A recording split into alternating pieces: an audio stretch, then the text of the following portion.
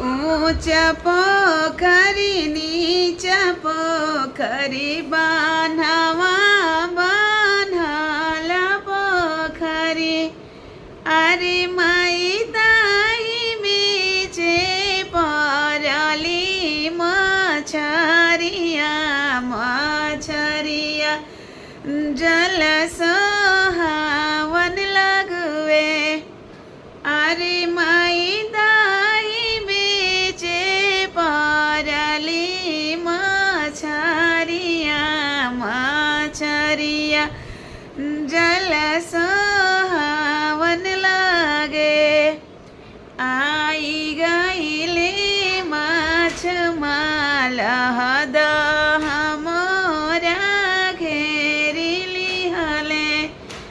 अरे माइले गईले दहाके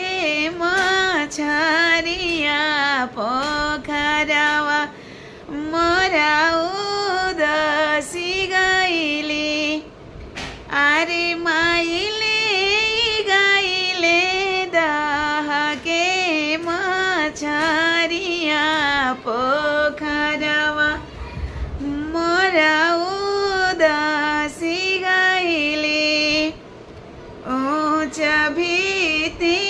नीचा भीति खामावा जोड़ल भीति अरे माई दाही बीचे धिया एक जना मलियांगन घर सोहावन लागे अरे माई दाही बेचे बेटी का जाना मलियांगन मोरा सोहावन लागे रे आई गईले आजन बाजन साजन लगावा घेरी आइले अरे माई डाणिया फानावाले सुंदर बरयांगनवा मोरा सुनी काइले अरे माई डाणिया फानावाले सुंदर बरयांगनवा मोरा सुनी काइले दुआरा पर पापरोवे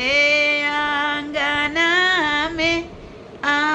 आमरोवे अरे माई माड़वा के बाँस धैले भैयावा रोवे आंगन